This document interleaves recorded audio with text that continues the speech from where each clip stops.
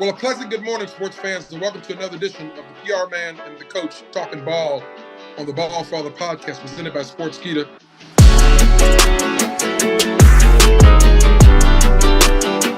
I'm Reggie Roberts, longtime NFL executive. I'm joined by my co-host, Mike Smith. It's been a couple of minutes, couple of days. Coach Smith, how you doing, man? I am doing fantastic. I hope you are. Yes, Virgin. I know everybody talks about this is the off season, but man, has there been a whole bunch of stuff that's not. This is just the non-game playing season, as I used to talk about it. You know, there's more things that happen in that non-game playing season than do in the regular season. I can't remember, Mike, and you're right. You used to talk about that all the time, about how this is the non-game playing season, and that's what it is. But I can't remember an off season in recent history, and maybe you can, where there's been this much activity in regards to the coaches, assistant coaches, key coordinators, players. The combine is still going on. Was lots of news coming out of that. Players hanging out in caves and getting their heads together. I mean, there's just so much news and so much going on. Coaching staffs being finalized. I just don't remember. I know that it's always busy, and especially leading up to the combine. Start the league's new year, March 15th. I don't remember this much news coming out at this early part before even the league's new year starts. Yeah, we haven't even had the league meetings. Just think what's going to happen when we really start talking about changing some rules and the things that affect the game on the field. It's been hot and heavy. Of course, when you've got quarterbacks that are going to be changing and teams that are quarterback deficient, there's going to be a lot of work going on across the league, not only out front, but behind closed doors. And that's what's happening right now, for sure. Well, you and I talk about this, and we talk about it offline all the time. We talk about it all the time on the podcast, that, the most important position on the field is the quarterback. It's a quarterback-driven league. It's in my head. You've said that a million times. It's a quarterback-driven league. And I think the carousel that's going on is just starting to spin a little bit within the NFL during the non-game playing season is about to heat up dramatically. It got a little hot yesterday, obviously. I'm excited about the transaction that took place in New Orleans yesterday. With Derek Carr agreeing to terms on a contract with the Saints. But there's a lot of dominoes left to fall. I mean, Aaron Rodgers is looking for a home. Lamar Jackson today at 4:00. Either is going to get tagged or probably going to get tagged. That's probably going to take. Dan Jones is looking for a new contract. Jimmy Garoppolo is looking for a new home. So there's just lots of news. Any thought to how you think it's going to all shake out, Mike, with regards to where these guys are going to wind up landing? Gosh, Reg, it's so hard to predict. We just went through the combine, and the combine is not just what's going on for the young guys that are college eligible players to come into the NFL. It was a big deal last week for them, but it was also a big deal for agents. Aaron's agent, Lamar's agent, who is himself. They met in Indianapolis and had all kinds of conversations. And probably one of the best things about the combine is it allows the agents to talk face to face with a lot of people in a short amount of time. And that's really what happened at the Indianapolis last week. I know we're going to talk a little bit more about the combine in general, right. But we're going to see, the one that I think is going to be talked about the most, because he's one of these guys that people love to talk about, is Aaron Rodgers.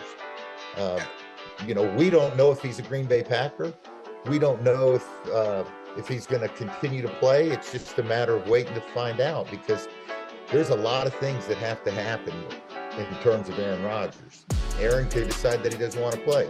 He's been 4 days, 5 days in a cave, figuring out what maybe he's figured out what he wants to do. But it's a tough situation, and I believe that the Packers gave the Jets permission to talk to him, because they've got a decision coming up. If I'm not mistaken, I think it's $58.3 million option bonus that between March 15th and the first week of the season that's when they have to make the decision from the first day of the league year up to the first game of the season. So this drama with Aaron Rodgers could go on all the way up, all the way through the total off season, training camp, up to the first week of the season. So we're talking about it now. I don't know that we will still be talking about it in the first week of the season. Who knows? Mike, tell me this as the winningest coach in Falcons history. I mean, you were as good a head coach as there was in football. And tell me this: how would you handle that if you're trying to get your plans ready, you're at the combine, you're scouting players, trying to put your team together for 2023, and the quarterback's doing this. He's going into the cave. He's doing. I know you'd call him. I know you go visit. You go see it. Well, I would tell him that we need to know what your plans are, because when you start talking about 58.3 million,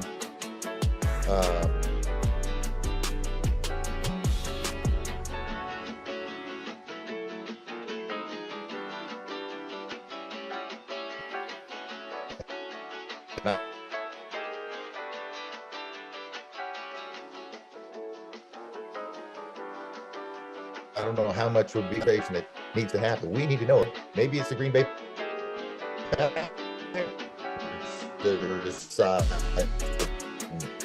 do we want Aaron Rodgers to be with us? I think it's a divorce situation right now. I just think a lot of people don't know.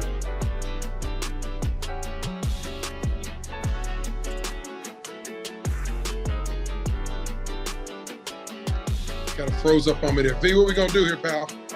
Yeah, I think we had to start this question from the start, because I have different portions where it's completely lost. Okay. Mark, you there? Yes? Yeah, I'm here. You got a little garbled on us. V thinks we should start over. You want to start over, V, or just that question? Let's start over. Not the entire question, not the entire thing, just the starting of the question. I think that would be great. All right, we'll get ready. We'll just start with the Aaron Rodgers. Start with that. Okay, we'll start with that. Okay, 3, 2, 1. Coach, with regards to Aaron Rodgers, you just mentioned he went off on the 4 or 5 day thing in Southern Oregon, where he, dark room, whole thing. But the issue is, you mentioned it's almost $60 million cap charge. He doesn't know whether he wants to play. But if you, as the head coach of a team, and you're trying to make plans for the upcoming 2023 season,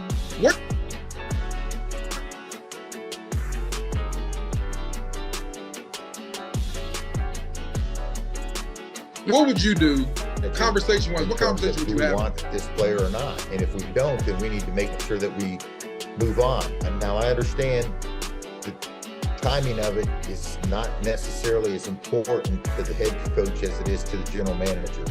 There's a lot of things, financially that have to go down, but obviously they're considering it because they have allowed Aaron Rodgers to go speak with the New York Jets. So when there's smoke, there's fire. But let's remember, in this non-game playing season, there's a lot of misinformation out there, and some of it's on purpose. But we would have to have a conversation, and he's done a wonderful job. He's been they've had a great number of fantastic quarterbacks in Green Bay, and he was arguably probably the best in terms of. And there's been some really good ones that have played. Bart Starr, Brett Favre, there's been some great ones. And you want to be respectful for him. But if they're going to make this decision, they need to make it and move on, it seems like to me. Even though they've got this big, long window between March 15th and the first week of the 23 season where they have to decide whether they're going to give him $58.3 million more. But how do you build your team? I can't figure that out. That's that's almost a quarter of the salary cap. Right. And you can't. If you got to know something to allow us to go get players. Correct. The other part, in addition to Rodgers, today is the day when you got to slap the franchise tag on guys.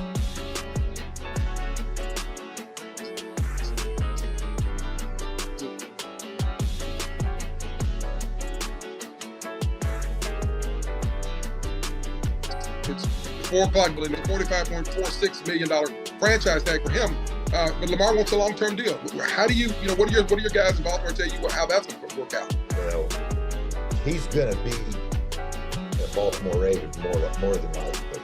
Okay. We're talking about the franchise tag. They're not going to let him walk. And there's different levels of franchise tag that have to be talked about. You've got the exclusive and you've got the non-exclusive. And I would imagine that he would be an exclusive, because if it was non-exclusive, they would not have an opportunity to get anything back if he went and signed with another team. So they're going to make sure that he's, I would think it would be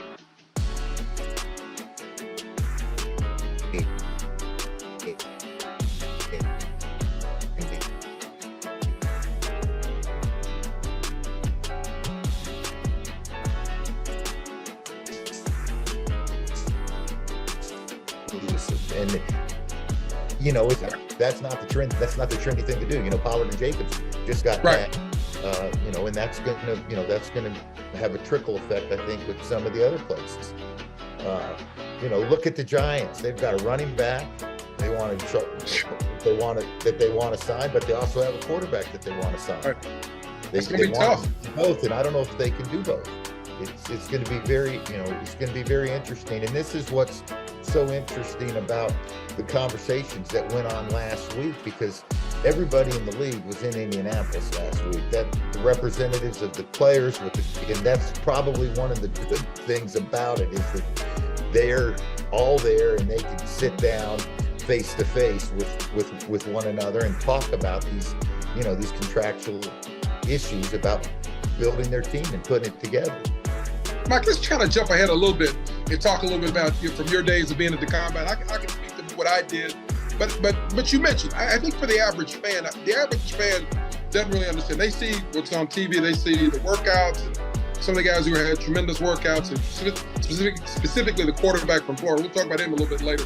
The guy who played at Florida, who apparently wowed everybody with his athletic skills and his arm at the combine.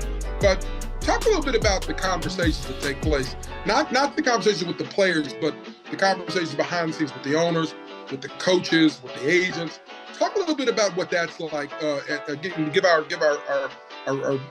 viewers a little bit about what that's like. Well, the entire league's there. It's just not the coaches. You've got the coaches, you've got this general manager and his staff, you have the medical people there, and then on the flip side, you have all of the players' representation there as well. Not only representing the upcoming draft eligible players, but every year there's so many players that change in free agency, and this is when those conversations are really ground out. I mean, this is where they happen. So the general manager, he's going in 2 or 3 different directions. Yes, he wants to watch the workouts, but he's probably, in some situations, they're spending more time on who are we keeping, who are we going to get. If you're looking for a quarterback, and as we talked about, there's a bunch of teams that are looking for quarterbacks. They're going to be having all kinds of conversations, and those things happen all through the day. The best thing, and we're jumping around here a little bit, but the best thing about the combine, Reg, and the reason why the combine was started was for us to get medical on the draft eligible players. And it's grown, and it's probably outgrown its purpose, because over the last 7 or 8 years, basically it's just become inventory for the NFL to sell. And how many guys don't work out? How many guys just come to do interviews and just come to have the medical examinations that the league requires or wants to have on all of the players? So it's become a made-for-TV event that lasts for 4 or 5 days. But some guys don't work out. Some guys don't want to be compared and stand right next to each other in the same position group line. They want to have that difference because they might feel, well, I'm really only 5'9.5", and they've been telling everybody I'm 5'10.5", and there's all kinds of reasons why guys don't do their workout. So Right. it's really, really probably overkill, to be quite honest. Yeah, So, there's an article last week. I forget. I think it was in the Sporting News that DeMar Smith, the president or the executive director of the NFL Players Association, has said that the combine basically is a mechanism for the NFL to sort of devalue players' stocks or devalue their overall value at the combine. I'm thinking if I guess there may be a little bit of validity to that, but I know this: if I was an agent, if I had a guy, if I was representing a guy who's going to be taken in the top 10, top 15 picks, I would let him work out. I'd let him show up and do the interviews, talk to all, do the medical. I'd let him do that. But as far as the workout, we would do the workout until we got to his school workout or our personal workout. Because I think the teams, if you're in that class, if you're Jalen Carter, if you're one of those guys going to be taking the first 10, 15 picks, I can assure you every scout in the league is going to come to your workout at your school. They'll all be there. Oh, absolutely. And that has been the trend. There's a lot of guys that don't work out at the combine, and then you're going to go watch them at their school workout or at a private workout. Right. Oftentimes, teams want to have private workouts. The combine was designed for us as players and as teams to get the medical. That's really what it was, and it was in a central location, right. and it's and it's exploded. And we talk about it, and we make it bigger than it really is. I mean, we look at the guys that hold the all-time records for the 40-yard dash and the vertical jump and all that. Are any of them in the Hall of Fame? Are any of them going to be in the Hall of Fame? I don't think there is. If you want to look at the top, at the top five, some people call it the underwear Olympics, which I think is a little too far. But yeah. Their tape of them playing the game is their DNA. And and I think you're going to see more and more coaches and more coaching staffs do what the Green Bay Packers did this year. They didn't send their coaches. It's all video. Everything's video. Why does a coach have to go? Why do we have to have the whole league there when they can be more productive working on their off-season projects back in their office? And we watch a guy run a 40-yard dash. When I watch it, it doesn't matter if somebody gets him at 4.325 and another guy gets him at 4.326. I don't really watch a guy run a 40. I want to know if he's explosive, and you can usually see that on tape. Right. Some of the guys that have done the most bench presses haven't been great players. Right. There's more to it than numbers, and that tape doesn't lie. That's right. And I would tell every player that I've ever been around and every coach that I watched the tape, and that's what impressed me the most. It wasn't watching you bench press 225 pounds or watching you out there by yourself trying to run around 3 cones as fast as you can. I think Jerry Angelo, who was with us in Tampa, told me once, he goes, Reg, let me tell you what, he goes, I have to do this, this is part of my job, and everybody else is going, and everybody's going to be there, so I got to be there too. He says, but he goes, his quote was, what he said was, he goes, I want to see how you played when it mattered the most, your conference championship game. I want to see how you played when the competition was a little bit tougher. If you played, if you're from a 1AA school and you guys were playing LSU, I want to see how you played. I want to see how you played at nighttime when you can smell the popcorn and there's 90,000 people in the stands. I want to see how you played from behind. He goes, and you're right. He goes, all I got to do is look at that tape and see how you play. Like you said, tape is your DNA, and the tape doesn't lie. Yep, it doesn't. And I would rather watch games.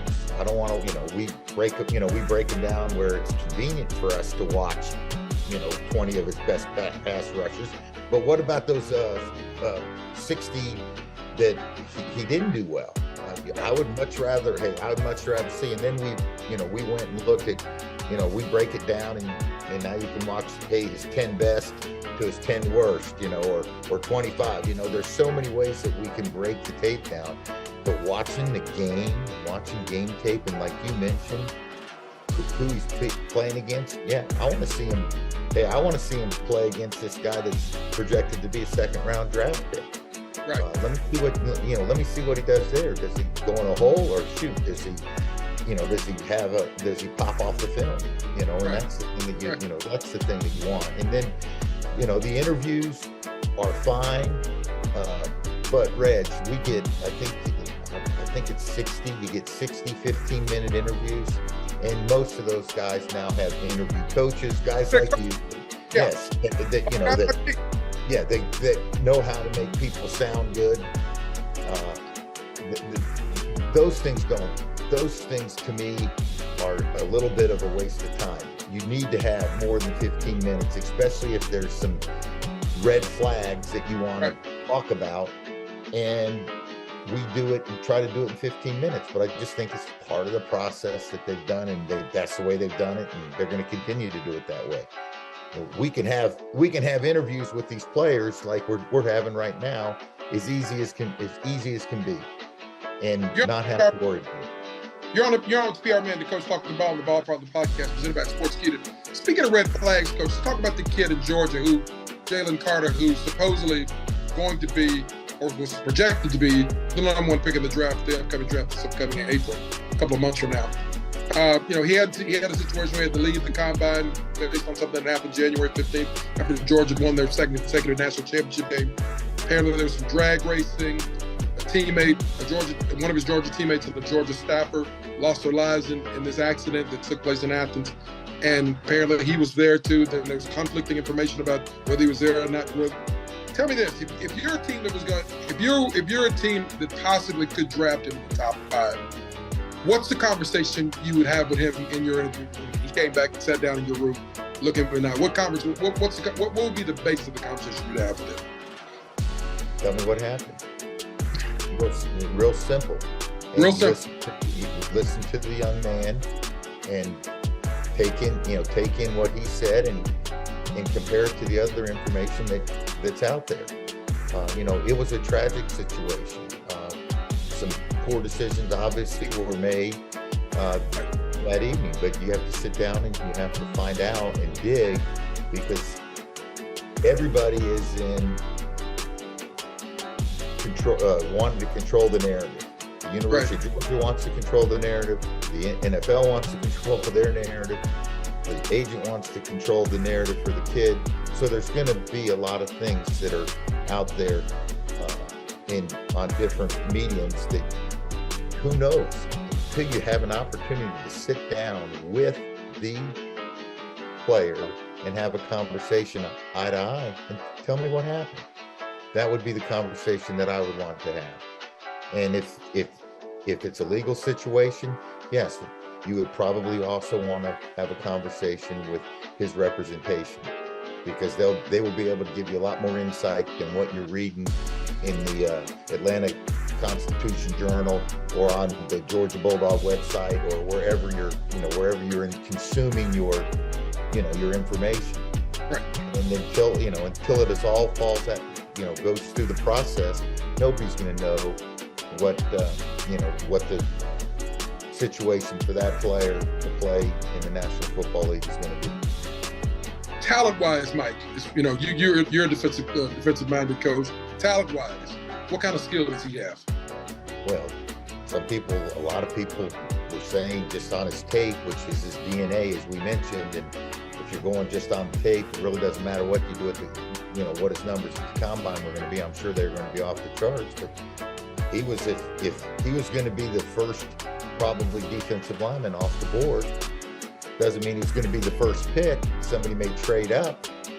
Right. That position is very important, but you never know. There's going to be some moves. The Chicago Bears, I believe, are trying to move they're listening. And if somebody falls in love with a quarterback, maybe it's a quarterback that's going to come off. the kid from Florida, Richardson, he had a great combine. He wowed everybody. Yeah. And, these are the things that, happen. So. Hey, what? Speaking of the Richardson kid, I mean, here was a guy, here was a guy who sort of, just kind of had an average year, below average year, and they said he was just, the workout was just, remind me of, I don't remember the guy, you probably don't maybe remember the Mike Mamula kid who had the great workout years ago at the combine, and he combined and got picked in the top 10 by the Eagles as a linebacker. Apparently this kid threw the ball 70 yards in the air, and he was accurate, and had a 10-foot long jump and a 40.9-inch broad jump. I mean, talent-wise, he's pretty talented kid too.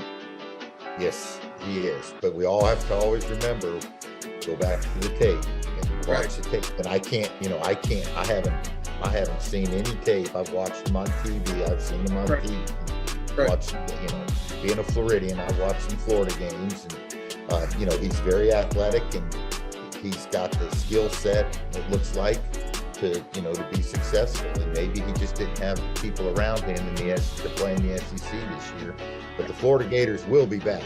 I will say that. Yes. Being a Floridian, you got to like Florida, Florida State, and Miami. Well, I tell you what, speaking of guys who are going to be back and guys who came back, you got to take your hat off to Geno Smith. He got a new contract yesterday, 3 years, $105 million. He's going to play for $52 million next year for the Seahawks. Pete Carroll's really thrilled with the guy. I mean, if you look at the numbers, I mean, the guy, completed, it was a career 58.8 completion percentage, 43.36 QBR in 46 career games. And last year just was off the charts. He broke a bunch of records that Russell Wilson had and took him to the playoffs. I mean, talk about a guy winning the comeback player of the year. It's nice to see him get rewarded for that. Absolutely, well deserved. Here's a guy that's been around the league for a long time in a backup situation, and just hung in there. Was a great teammate, obviously, and it was great to see him have the season that he had. And we don't always have to find the next great new one. Sometimes there's someone on our team in that that we have experience working with, that given an opportunity can succeed. And that's what happened with Geno. I'm very happy for him personally, but it was great to see him persevere through the 7 or 8 years that he's been in the National Football League. And Mike, right? You couldn't be more spot on, because there were times when he played, specifically when he was playing in Cincinnati, I thought he was on his way out of the league based on how poorly he played and based on how poorly the team was around it. But for him to go there and to play on a 1-year, $3.25 million contract and to come back and have the year that he had, it speaks to his moxie. It speaks to him. It does, and they must feel like he's still got a lot of gas in the tank to give him that contract. He's been around. He's long in the tooth a little bit. Yeah. But he definitely is athletic enough to do the things that Seattle wants to do. I mean, they had a fantastic year. They lost Russell Wilson. He went on to the Broncos, and we know how that all worked out. And things just kept going for Pete Carroll in the Seattle Seahawks, and had an opportunity to be in the playoffs again this year. Well, like I said, we're kind of jumping around here. You're on with PR Man, the coach, talking ball on the Ball Talk podcast presented by Sports Akita. I want to talk a little bit about something that I think you didn't get enough credit for when you coached the Falcons. You built a really, really good staff, and a lot of strong guys. For years we had one of the top special teams coaches in the league. Our special teams were really, really top in the league for the time you were there. We played really good on offense, but building the staff, I saw something that I wanted to kind of share about, and I wanted you to sort of elaborate a little bit on building the staff. So the Carolina Panthers, who are now coached by Frank Reich, have been getting a lot of credit for the staff that Coach Reich's built.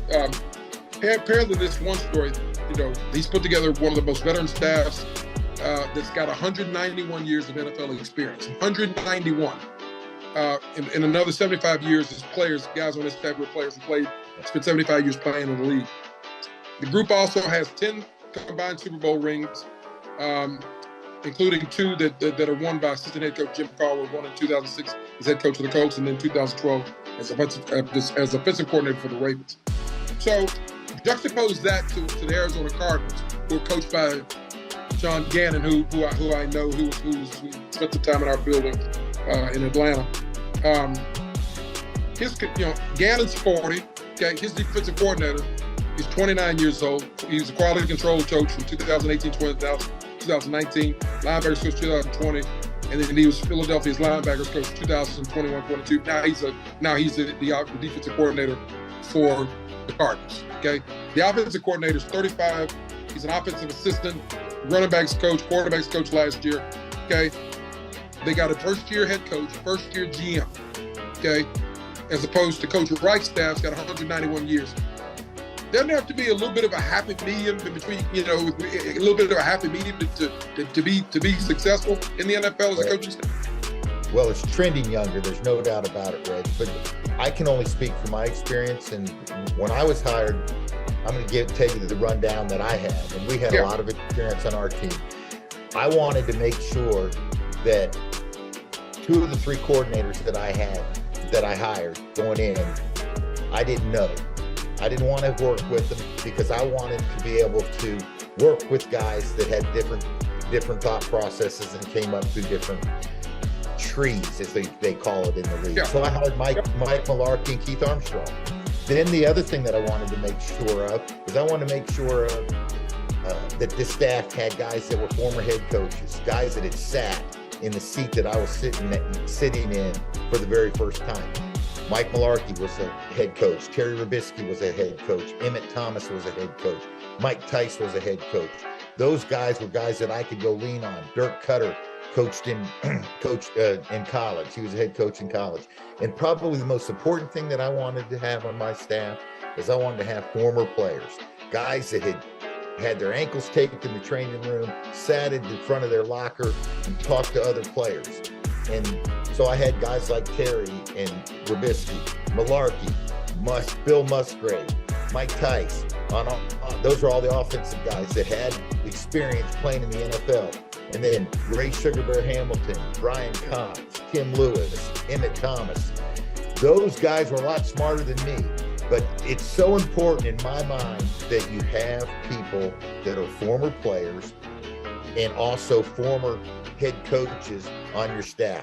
Hats off to Frank Reich, but I can tell you that if you look at the staff that we put together with the Atlanta Falcons, those are the three things that stand out about it. I wasn't going to hire all my buddies. I wasn't going to hire young guys.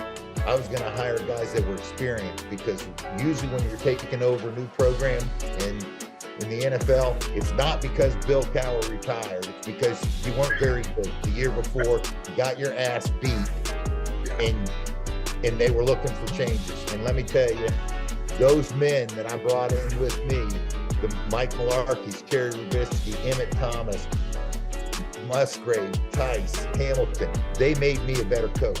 That's why we were successful in Atlanta.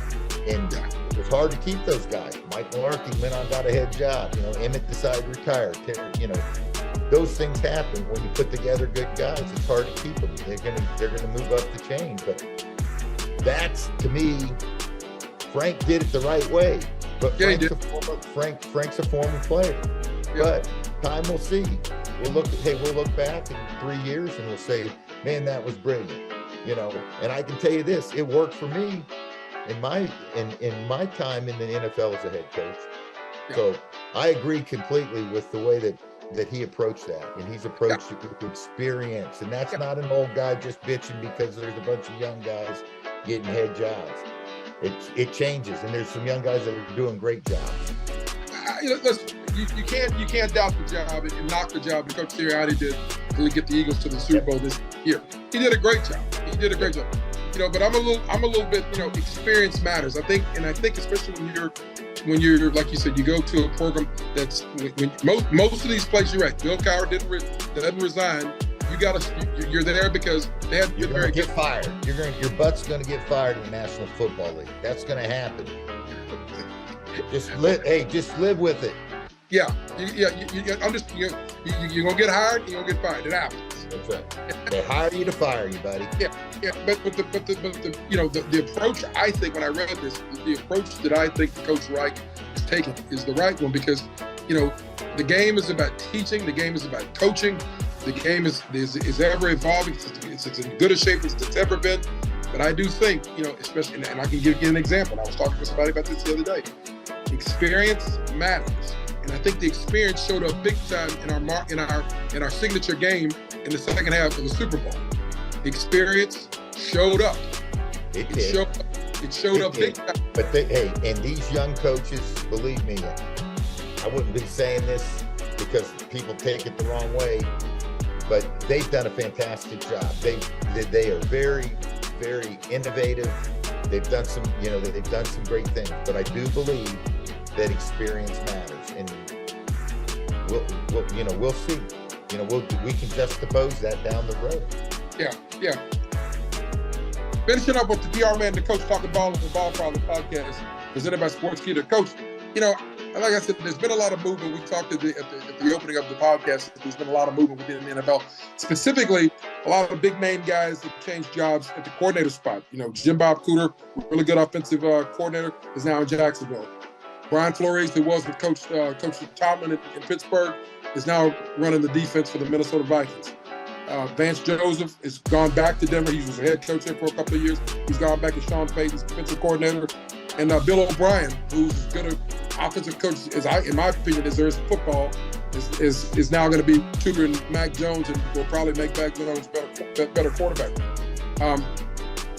The one that I want to talk about a little bit to start with is Bieniemy. I mean, there's, you know, you can look at, you know, you can argue the point that Eric's done everything he needs to do to be a head coach. It hadn't happened yet.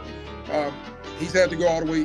He's going back to, he's going to go coordinate the defense for the Washington Commanders to look to what everybody's saying, to show everybody that he's not hanging out in Andy Reid's shadow. Give me your thoughts on that with regards to, because by all accounts, everybody says Bieniemy's a pretty good coach.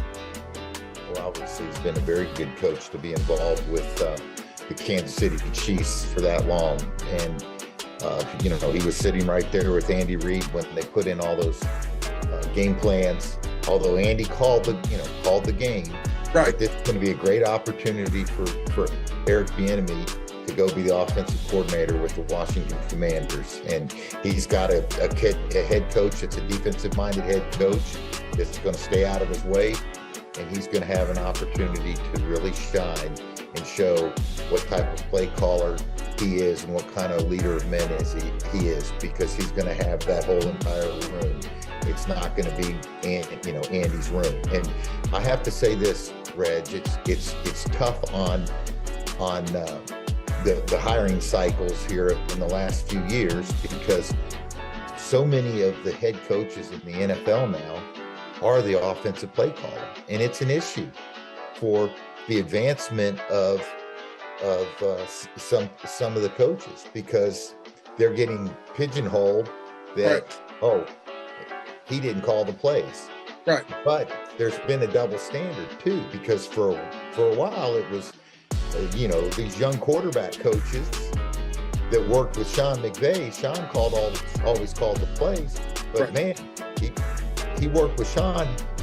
He's got a chance to go and do it, but it hasn't happened for Eric Bieniemy for some reason. Yeah. Maybe it's because he's not of the age of the younger offensive coordinators. Maybe, but there could be other reasons. Yeah, that's been well documented. Yeah, and, we talked about it. But so for Eric, it's, to me, of all the guys on the list, that's the guy that's got the most to gain from it. Correct. Yeah, he absolutely does. Jim Bob Cooter, he's a really good football coach, but Doug Peterson calls the plays. Right. And so he's not going to be he will not be calling the plays. Doug's going to do it. Doug's come out and said it. I'm going to do it for a couple more years for sure, at least. Right. And I think that's the kind of the trend in the NFL right now, is head coaches that are offensive minded, they want to call plays. Name one defensive coach, maybe short of Mike Tomlin, who I believe calls a lot of the plays there on defense in Pittsburgh. At least that's been rumored, that he makes calls. but most defensive head coaches don't call the game. But on the offensive side, they do. Right. And so of all the guys you mentioned, it's great. It's great to see Vance Joseph back. Vance had a 1-year gig as a head football coach. Didn't do a bad job. He's going to get an opportunity to work with Sean Payton, and Sean's not going to mess with him. Sean's the head coach, and he controls it all. But he's going to focus on the offense like he always has done. He's going to he's going to let him run it like he let Dennis Allen and Williamson run it in New Orleans. So. It's going to be interesting to see. There's been a lot of changes this offseason in the coaching staffs, and that's part of it. And when free agency, which is just getting started, and there's hundreds of guys that aren't even going to be talked about. They're just going to be transactions that are going to make a difference for teams in the National Football League. They're not the guys that are going to be signed on the opening day, and it's going to be real exciting over the next week or two to see how this quarterback carousel plays it out. And again, we talked about it right now. For some reason, there is again Aaron Rodgers right at the top of the conversation. Hey, we'll leave it there for right now, and we'll continue to watch the carousel spin, and we'll continue to watch. Continue to track and chronicle and track the non-playing football season of the National Football League. Hey man, good to have you back. I'm gonna be stalking you so we can when the news breaks and we can kind of get this going again. Absolutely, looking forward to it. I was doing some research, Reg, and it just blew my mind, and I think it'd be a good conversation to have about how the NFL comes up with the franchise tag number. The quarterback tag this year is $32.4 million on the high end, and on the low end, you got the running backs at 10.91. So there's a big difference in the tag numbers of $21 million. It's interesting, and it'll change this year because of what happens in free agency. It's going to change, and that's going to see where right now the linebackers are at 20.9 and the wide receivers are at 19.7. I think the wide receivers are going to pass the linebacker defensive ends. Yeah, they'll pass it. But that's going to be a fun conversation to watch. All the fans got to be loving it. New guys are going to be changing helmets. They'll take their shoulder pads with them, but they can't take their helmet with them. But they'll take their shoulder pads with them, I'm sure. Keep those. You can keep your shoulder pads. All right, man. Listen, have a great day. I'll be in touch with you. We'll have another edition of Pierre Man, the Coach Talking Ball on the Ball for the podcast in a couple of weeks or so. We'll figure it out and we'll get connected. You got it, man. Thanks, sir. Have a good day, man. See you. Yep.